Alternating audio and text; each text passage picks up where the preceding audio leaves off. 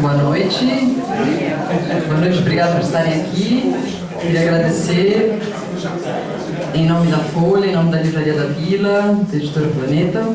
Meu nome é Silvia Colombo, sou jornalista da Folha de São Paulo e a gente está aqui hoje com o escritor Arthur Japan e com a Vivian, que vai agora se apresentar e apresentar um pouco o livro sobre o qual a gente vai conversar essa noite. Boa noite. Meu nome é Vivian Schlesinger, eu sou, vamos dizer, mediadora de clube de leitura.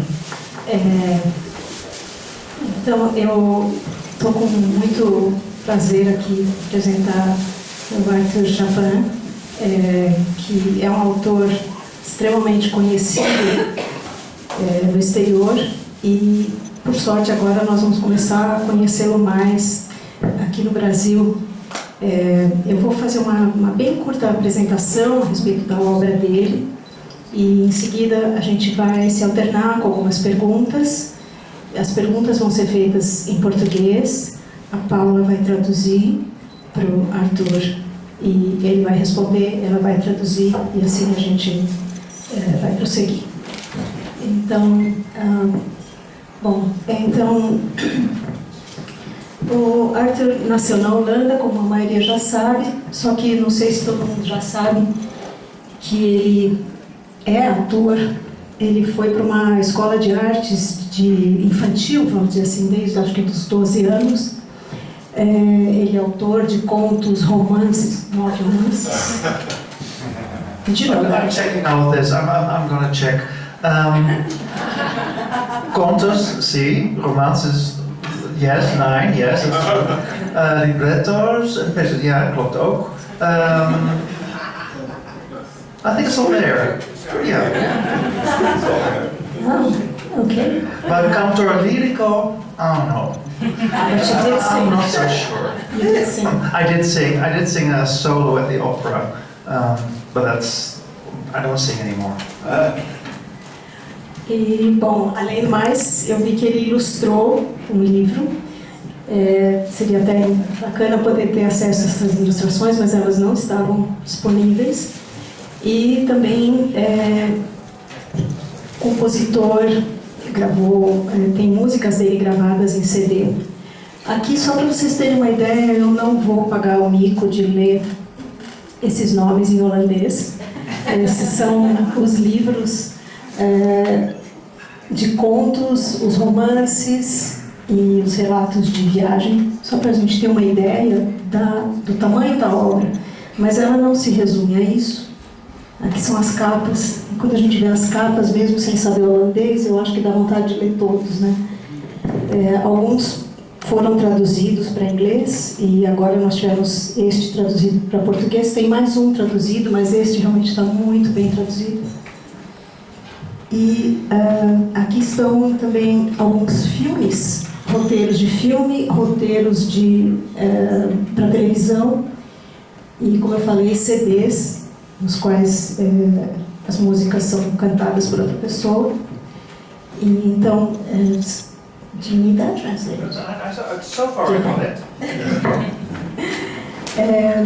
Então, e aqui para vocês terem uma ideia de como ele é conhecido, o número de prêmios que ele tem recebido ao longo dos anos. A partir de 1990 ele já começou a receber prêmios e praticamente a cada ano, a cada 2 anos, recebeu um prêmio importante na literatura. Inclusive, em 98, quer dizer, muito cedo na carreira, ele já recebeu um prêmio, pela obra, pelo corpo da obra, né? Isso é um reconhecimento, não é dado facilmente, e principalmente para um autor jovem. Então, isso aqui dá uma noção para a gente por que ele está aqui. Vamos às perguntas. As we covered last week. What does it say?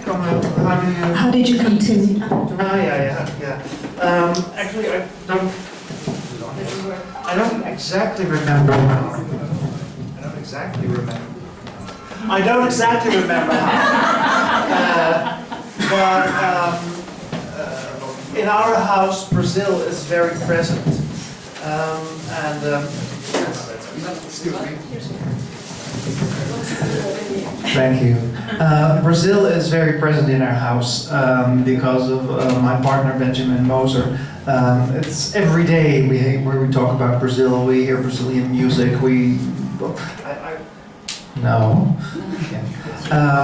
Brazilian books come into our house almost daily. We have 2 big bags full of Brazilian books that are coming back to Holland now, right here in the thing. Bem, o Brasil ele é muito presente na nossa vida. A gente fala sobre o Brasil, nós falamos sobre o Brasil todos os dias. Temos 2 malas gigantes de livros que estão sendo enviados para casa daqui do Brasil. Todos os dias recebemos livros brasileiros. Então o Brasil sempre esteve muito presente em nossa vida. So somewhere along the way, Ben must have told me about Santos Dumont, and I think the first thing that made him stand out was a picture of him when he's around 18, 19 years old, living in Paris, very rich because his father has died and he has inherited all this money. And his dream of going up was so strong that one of the first things he did in his house in Paris was have chairs and tables at 2.5 meters. And he would eat up there and receive his guests. That caught my fascination. Bem, a primeira imagem que eu vi do Santos Dumont, ele morava em Paris e ele era proveniente de uma família muito rica, porque ele herdou bastante riqueza dos pais. E uma coisa muito interessante chamou minha atenção, que na casa dele a mesa e as cadeiras ficavam a uma altura de 2 metros. Então, para comer, as pessoas tinham que subir nessa região. Isso mostra o quanto ele queria voar. And then, of course, you go and read about a person, and the next thing that caught me was the fact that he had this love of flying from a book, because we all love books, I guess, when we're here. And when he was little, his father gave him the books of Jules Verne. And Alberto lived very far from the normal world. He was not a normal child. He was hypersensitive. He was shy. And he had his books, and he read about people navigating through the clouds and people going to the moon, and nobody told him that this was not actually possible. O Santos Dumont ele era uma pessoa muito sensível e ele tinha uma grande conexão com os livros. E ele, por exemplo, tinha contato com Jules Verne e ele lia sobre todas essas pessoas que voam para os céus e eu acho que ele descobriu esse amor dele por voar através dos livros. And this, in many ways, made me love him. Because every time when I write, you see these 9 novels, each time the exact same thing happens, that you see someone across time, a historical figure in a book, you see him or her, and you fall in love. And you don't exactly know why, like in real life. And then after a time you research, you sit down with your new love and you say, what books do you like? What food do you like? Who were you before I knew you? And suddenly you realize that they have something, they belong to you in some way, you're alike or you're different. Por exemplo, quando você se apaixona por uma pessoa, não tem um motivo específico, tem alguma coisa, vocês começam a se conhecer, vocês vão ao restaurante juntos, fazem coisas juntas e você começa a ter mais informações sobre essa pessoa e aí você encontra que lá dentro existe uma grande conexão que alimenta esse amor. And he was also one of the people who belong to me, my characters, the people I like in real life. people who don't really belong, outsiders, who don't fit into society, and in some way are different. And these people struggle with their life. And always the beginning of a novel is, if I research enough and I know enough about a person, at some point there's this question, and I think, my God, how did you survive? And that's what starts the novel. And that's how it started here. At some point I thought, oh, if you're this fragile, you're a child of glass, it says in the book. He's made of glass, he can break so easily. How do you survive? He survived by going up. But that's actually all the book is. I have a question and I want an answer.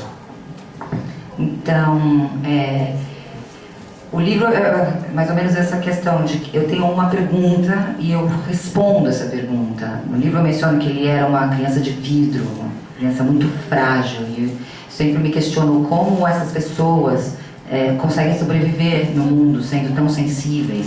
Normalmente são pessoas desajustadas que se esforçam para viver na sociedade, e são essas pessoas que me interessam, e eu respondo a essa pergunta, como essa pessoa sobreviveu, e é isso que inicia os meus livros.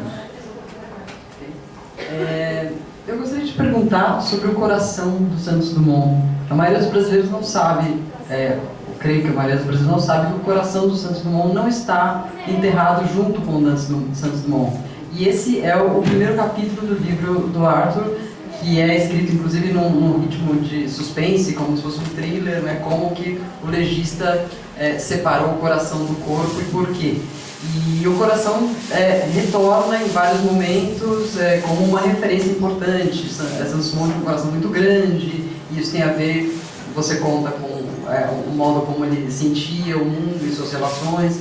Eu queria perguntar em que momento você concluiu que o coração ia ser o fio condutor da tua narrativa. Of course, for a writer, this is golden material. It's wonderful. If I would have had to think this up, I wouldn't have dared to. It's a wonderful thing to be able to describe this fact, first of all, as a scene. I'll read from it maybe in a moment. To take this heart out and actually, because it's a story about a man who was not loved enough, a body that was not held enough, to actually have the heart as a thing and the heart as a metaphor is just golden material for a writer. So as soon as I found out that heart had been taken out of the body, I knew I had to fit it in. I just didn't really know how. I'm not a writer who makes a plan. I just start with the first scene and see where it takes me. And anyway, I need to translate. Quando eu descobri o fato de que o coração dele não tinha sido removido, isso para mim era ouro, era muito impressionante. Pensei no quanto seria maravilhoso descrever isso. Um homem que não era amado tem o coração retirado do seu corpo, e o coração é uma metáfora, né? Então eu tive que conseguir uma forma de incluir isso na minha narrativa. I saw the heart last week, and we saw a lot of things of Santos Dumont, of course. I've been to the house, which is also a moving thing. I told you how he always wanted to go higher, and many of you probably have been to Petropolis, to his house. Most people think the most amazing thing is that the richest person in Brazil builds a house for himself that's no bigger than this room. But to me, the most amazing thing was that, the most moving thing is that he's already high up in the mountains. The house is tall, it has a high roof. He wanted to look at the sky, which he so loved.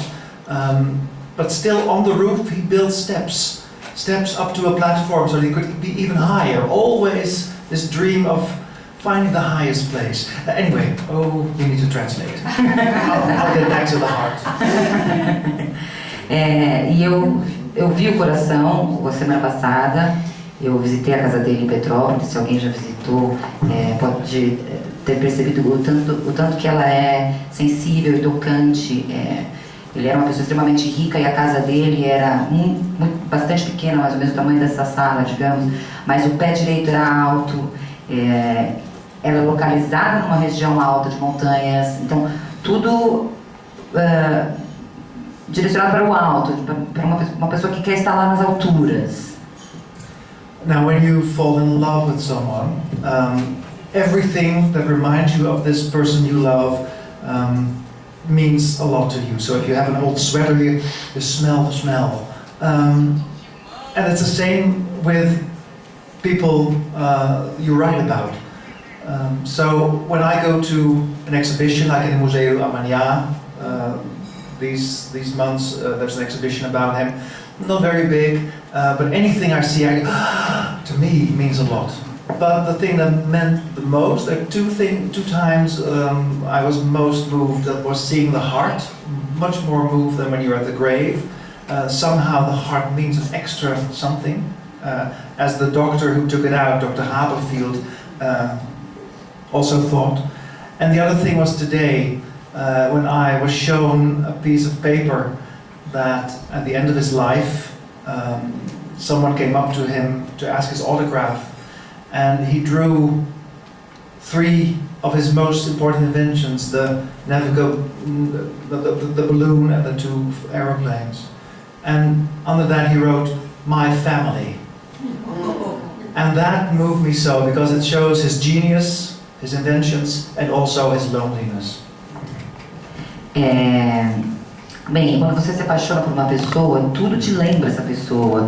Os cheiros, você sente um cheiro, essa pessoa vem na sua cabeça em seguida. Eu estive no Museu da Manhã, tem uma pequena exposição lá, eu fiquei super tocado.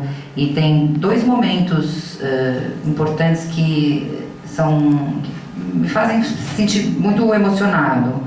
Primeiro, ver o coração. Eu fiquei bastante emocionada ao ver o coração, mais do que quando fui visitar o túmulo. E o segundo momento foi quando eu vi um documento, alguém pediu um autógrafo para ele, e ele desenhou nesse autógrafo o balão e os 2 aviões, e escreveu embaixo: "Minha família". E isso mostra o quão solitário ele se sentia. Só para caso alguém não tenha lido ou não conheça a história, essa escultura é onde está o coração. Ele está num museu e é nessa escultura que, no fim das contas, é muito linda. Eu, enquanto lia o livro, não tinha ideia como é que podia estar isso, mas é muito bonito mesmo.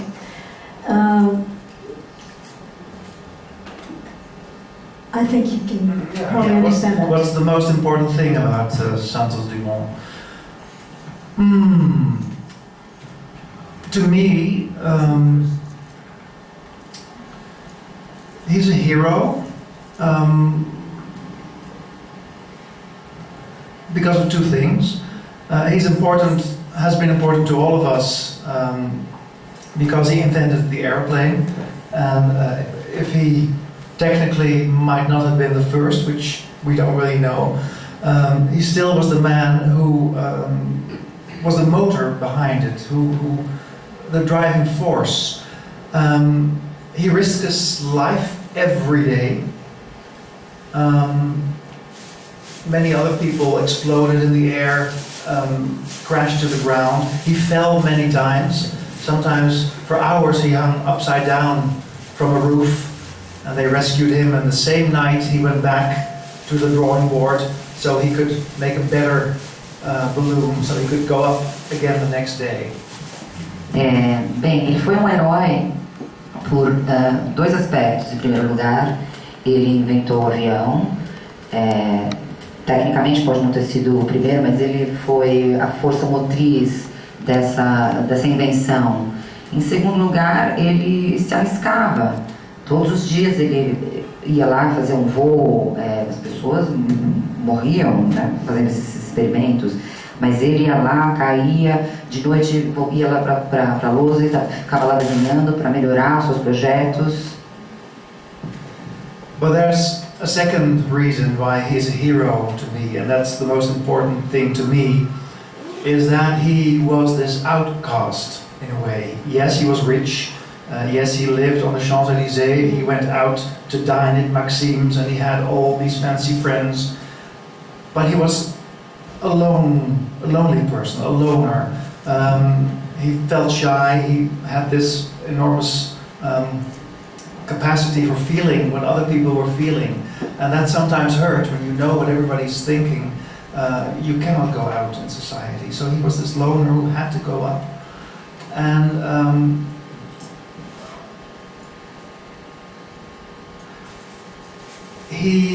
people laughed at him because of how he dressed, very fancily. He wore bracelets and jewelry, and the way he looked, he was tiny, looked insecure.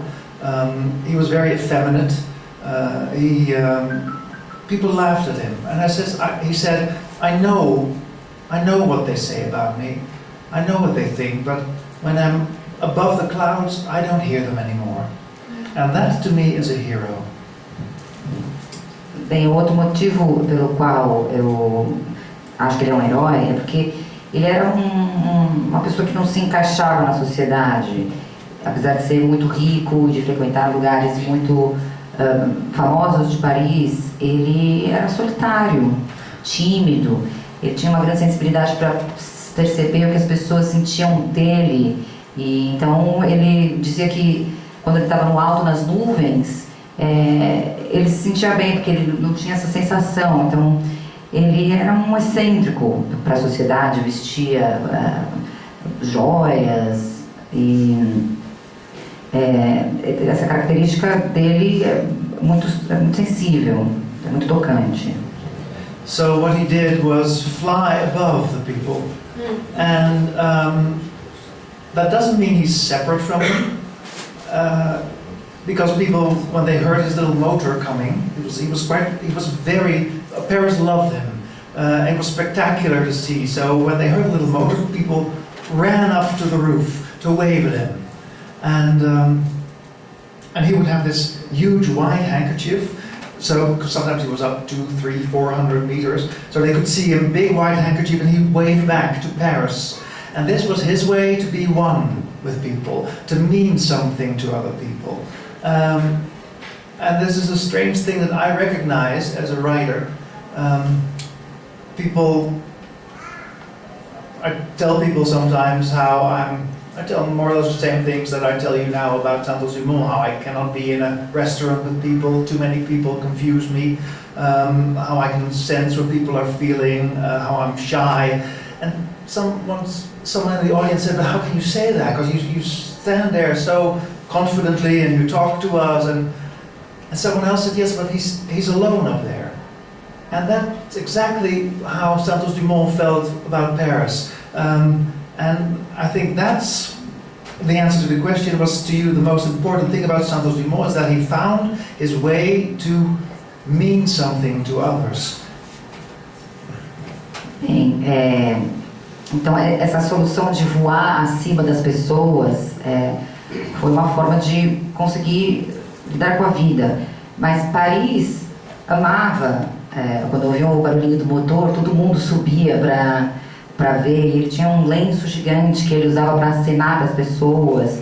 E isso era, de certa forma, uma forma de reconhecimento. E as pessoas às vezes perguntam para mim, eu de uma certa forma pareço com ele, porque eu também não gosto muito de ficar em lugares que tem muitas pessoas,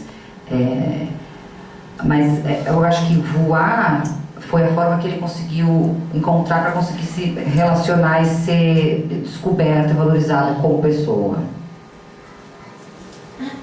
Além dessa solidão que você descreve, que ele sentiu a vida toda, em que momento você acredita que ele começou a se sentir frustrado com a sua invenção, decepcionado com ela, e em que entendo que tem a ver com o fato de passar a ser usado para fins bélicos, para fins de guerra? Você acha que esse foi o disparador da depressão que causou o seu declínio, né, como homem, físico e emocional?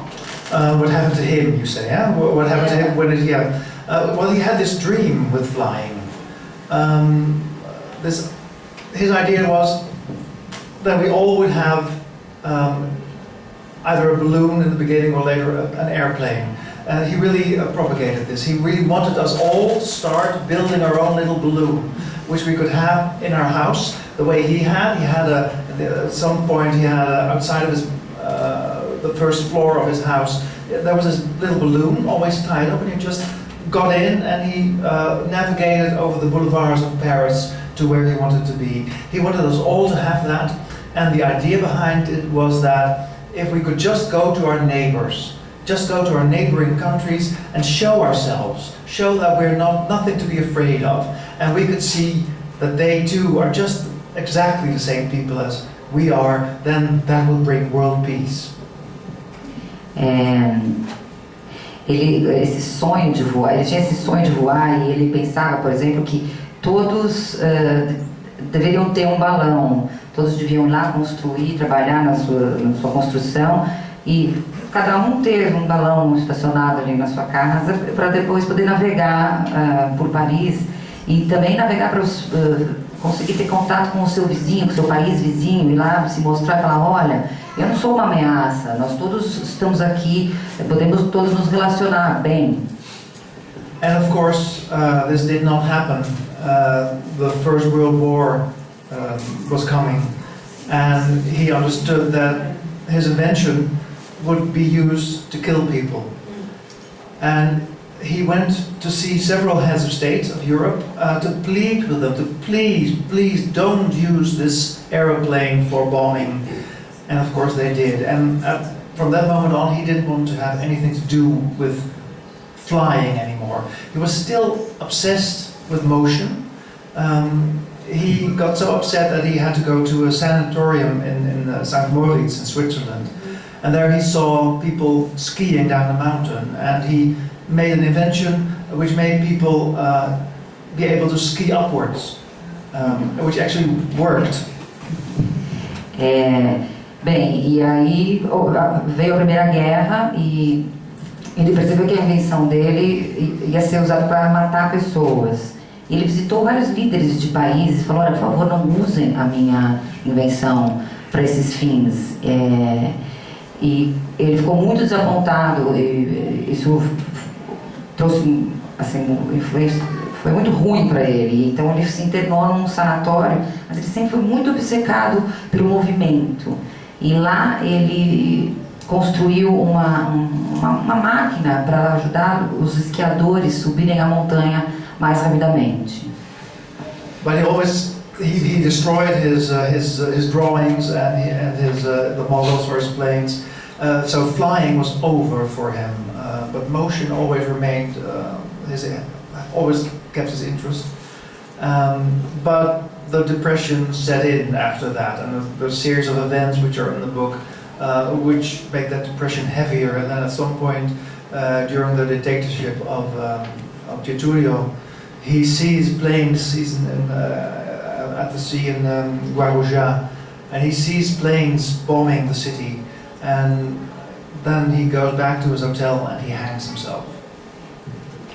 Ele, por exemplo, destruiu os projetos de aviões, ele não queria mais voar, mas ele continuou com essa obsessão pelo movimento.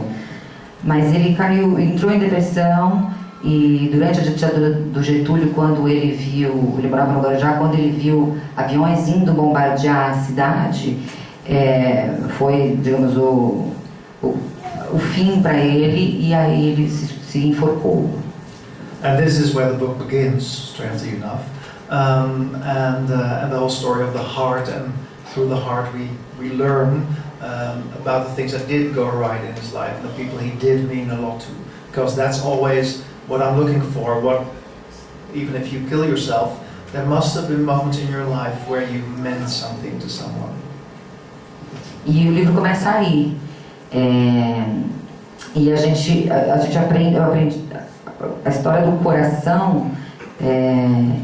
mostra que também havia coisas positivas, coisas significativas para ele. I want to skip to, since you said something about meaning something. What, of course, in addition to, based on your book, I get the feel. Desculpa. Eu tenho a sensação, pelo livro, que o Chopin era o amor da vida dele. Mas o que ele realmente significou? Era anjo da guarda? Como você colocaria? Albert Chopin, which also when you're a writer and you call Chopin, and you find someone who's called Chopin, you think, no, nobody's going to believe this. But he's actually called Albert Chopin, who was a young boy who was serving actually as a boy who took care of the horses, and the one horse, how do you say, paardenkrachten? Horse-powered vehicle, the first car of the Baron de Rothschild. And it's Albert Chopin, who knows a little bit about motors. Albert and Alberto meet. Also, if you're a writer, you would never choose characters who are called Albert and Alberto because it's very confusing. But anyway, this is history. And together they start building all their balloons. Bem, Arthur Chopin é o nome real dele, parece estranho, mas é um nome, não é um nome que eu inventei. E ele cuidava dos cavalos e ele tinha uma relação com automóveis. Com o primeiro carro, por isso que ele tem essa coisa dos cavalos, e juntos eles construíram as suas invenções. And together they build the balloons, and Albert is very important in that respect. He comes up with the idea of a very light silk material to make the balloons lighter, easier to go up in the air. And he is recognized also by the French government. He gets I forget the name now, but it's in the book, a very high French reward for scientists, although he was just an ordinary man without much education. So is he a hero as well? He never went up, as far as I know. Maybe he did once. But Alberto didn't let other people fly in his balloons, except once one lady, American lady, was allowed up. I don't know if he was a hero. I don't know the answer. What's the last question? Santos Dumont dedicated He left his books to Chopin's grandchild. Yeah, so my belief is that they were lovers, which is in Brazil, I understand, not a normal thing to presume. There are two men with whom Alberto was probably had an affair. One is Sam, who was the caricaturist, very famous. If you see his drawings, you recognize him. He made the famous drawing for Maxime's also, which are still used.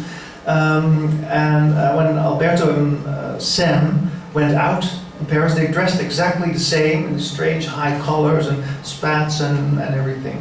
And of course were laughed at for that. But I think they might have had a relationship. And the other one is Albert, because the two men were always together. They lived together for a large part until Albert finally married, as people often did in the 19th century. And they traveled always together all over the world.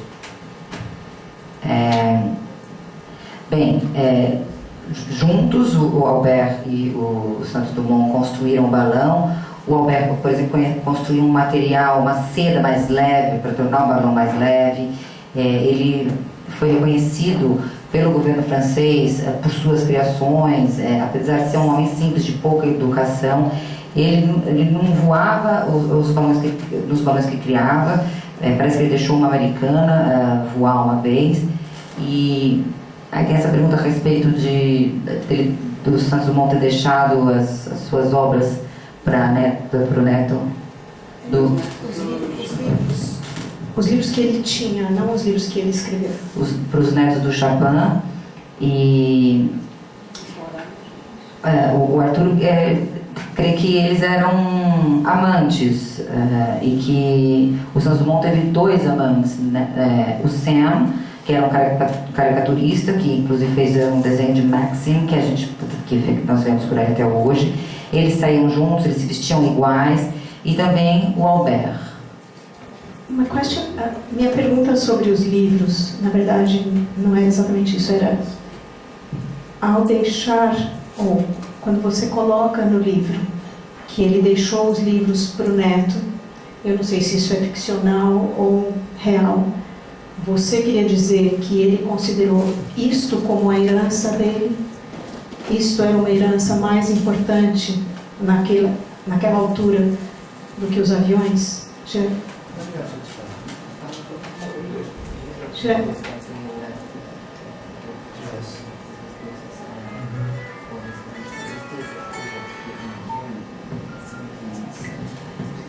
Yeah, actually he leaves the book to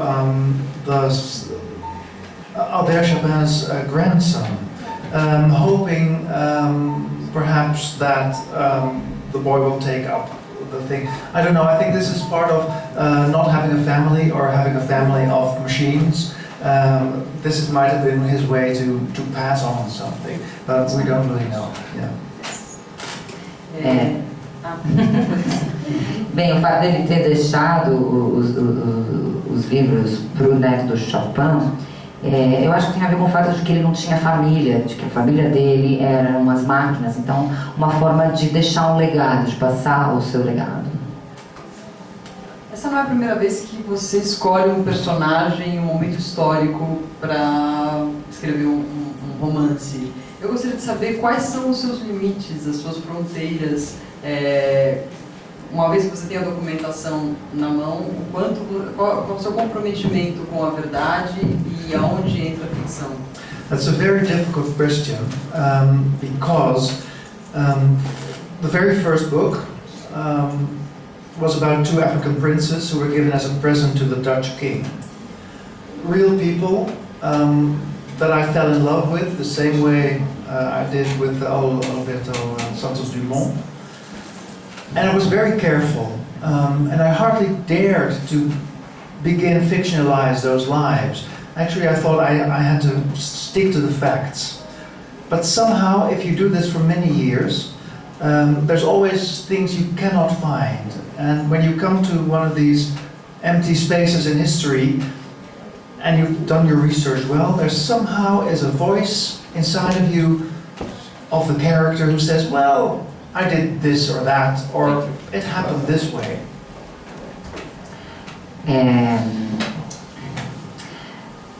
Bem, é uma pergunta difícil de responder. Por exemplo, no meu primeiro livro, 2 príncipes africanos foram dados de presente para um rei holandês. Princesa. Princess. Girls or boys? Boys, príncipes. E eu me apaixonei por eles. E no começo eu era muito cuidadoso, eu me atinha muito aos fatos, mas quando você faz isso ao longo dos anos, obviamente você encontra lacuna nas informações, e aí você desenvolve essa capacidade de ir preenchendo essas lacunas. And after I had written the book, using that voice, the book came out and it became a success, and people started sending me materials from their great-grandfathers who had known these princes. So after a few years, I knew much more about this whole history than I did when I wrote the book. And then the most amazing thing happened, that many of these things that the voice thought up appeared to be true, or were true.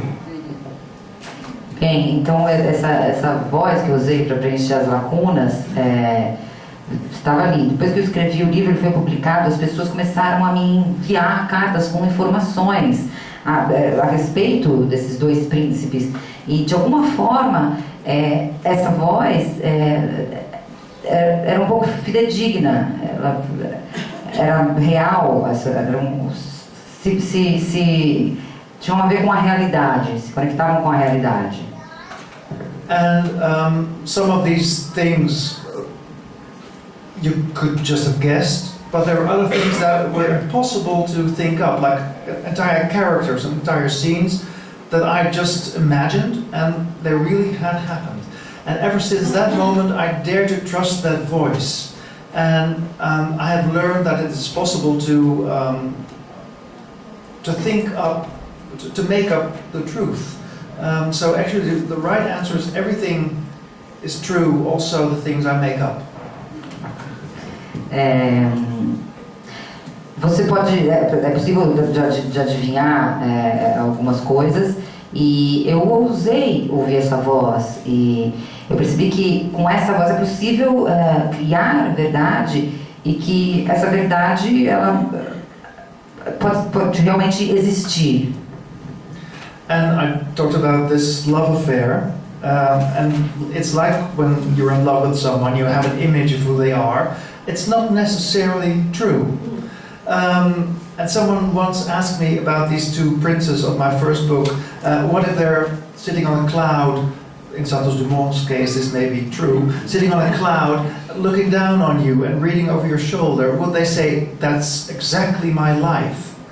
And I said, I don't really care, as long as they say, "Oh, he did it with such love."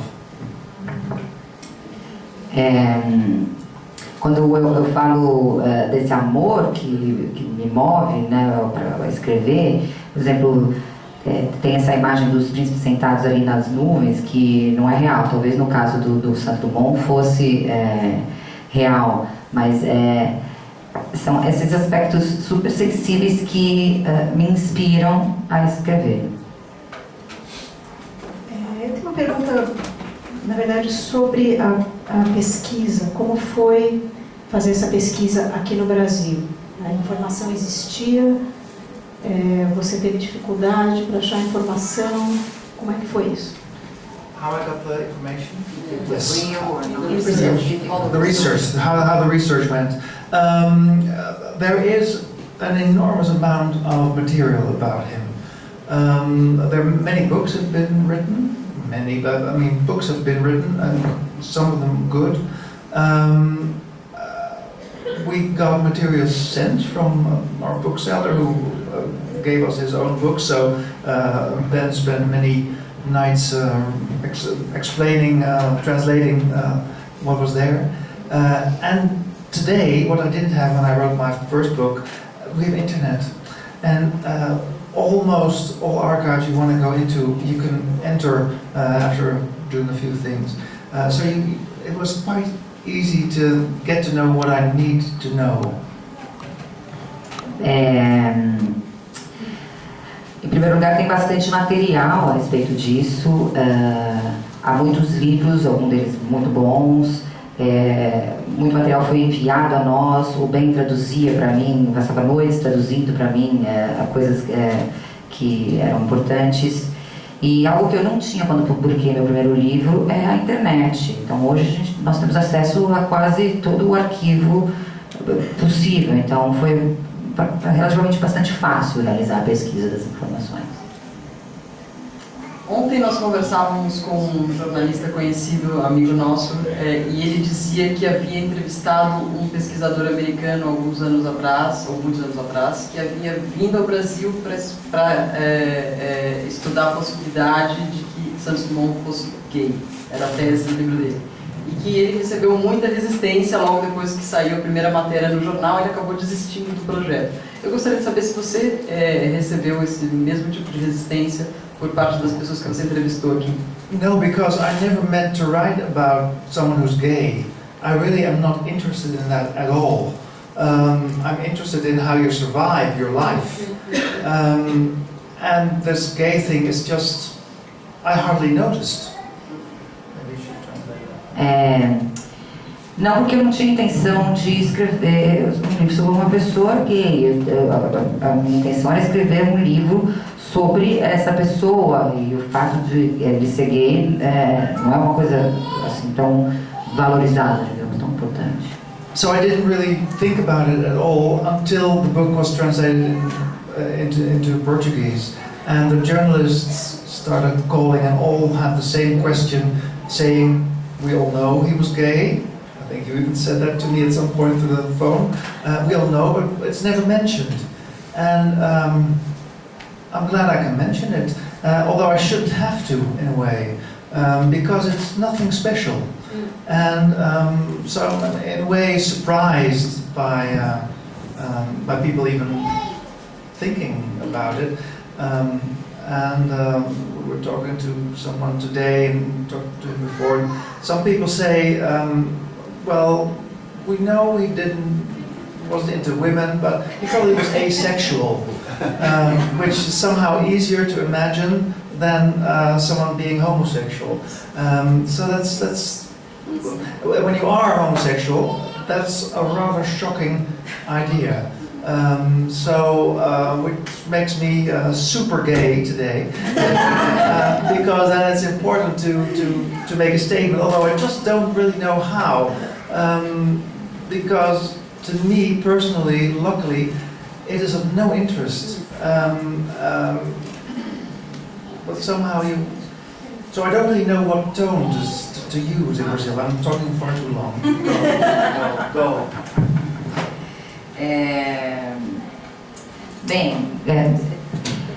Quando o livro foi traduzido, os jornalistas começaram a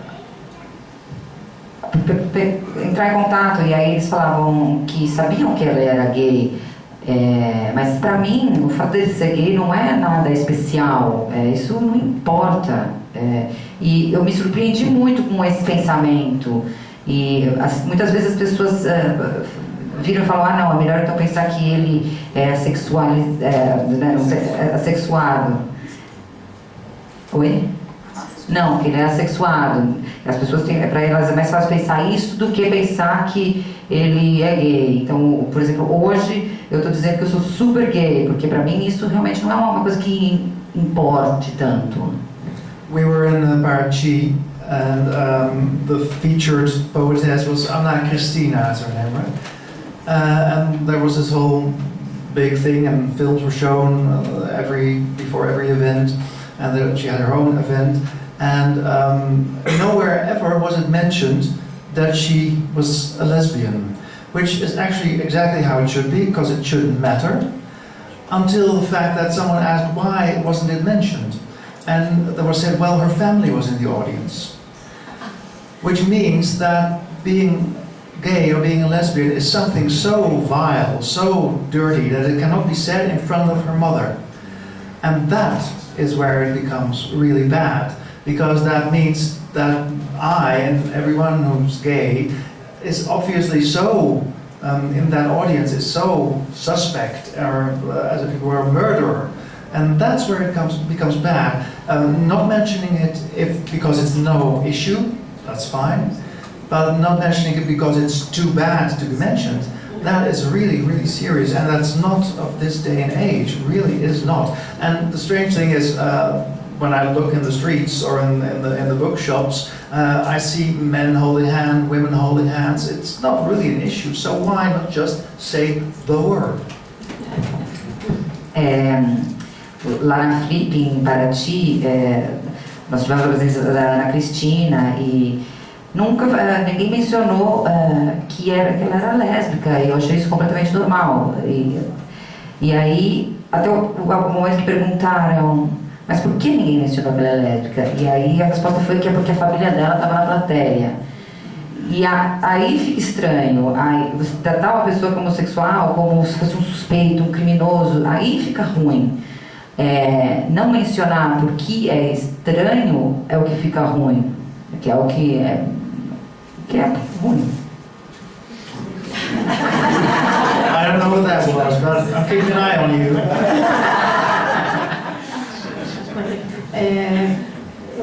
Justamente, bom, um comentário, uma pergunta. O comentário é justamente este aspecto, digamos, da personalidade dele está no livro de uma maneira muito natural. Não é uma militância no livro, não é um assunto, uma revelação. Então eu acho que isso foi coerente. You were very consistent with what you're saying. Eu tenho uma pergunta a respeito de como você constituiu o livro, porque na verdade Eu li que você, em alguma entrevista você fala que um dos seus livros favoritos é o da Marguerite Yourcenar, justamente sobre o Adriano. Mas este é um livro, primeiro, sobre um homem horrível, para mim, e segundo, ela fez uma coisa que eu sei que você admira, que é humanizá-lo, mas ela fez usando um recurso, muitos recursos, mas um que é escrever na primeira pessoa. Como você decidiu escrever justamente sobre esse homem que, no fim das contas, o leitor acaba amando também? Como foi a sua decisão de escrever na terceira pessoa, nessa distância? I prefer to write in the first person, in the I form, because I was an actor, and I write the way an actor acts, which is try and get as much information about the character as you can.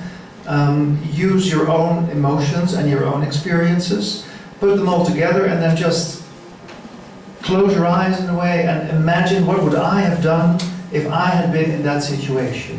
I. So that's my preferred form. Maybe play that first. Eu prefiro escrever na primeira pessoa, no eu. Talvez porque eu era ator. Eu escreva como atores. Por exemplo, quando eu ia representar um personagem, eu pegava a maior quantidade de informações possíveis sobre ele, misturava com a maior quantidade de informações minhas sobre ele, então eu. But that also sometimes poses a problem because you want to tell also things that are outside of that person. You want to describe scenes that that person could not have seen. So sometimes for those scenes or those parts I use a third person. Depends. My favorite pieces are always the ones that are in the I form. Those are always the pieces that I try to act out on stage if I'm performing. And she was of a huge influence on me. O problema é que às vezes você quer falar de coisas que estão fora do eu, da pessoa, né? Coisas que essa pessoa viu. Então aí eu uso a terceira pessoa. Eu acho que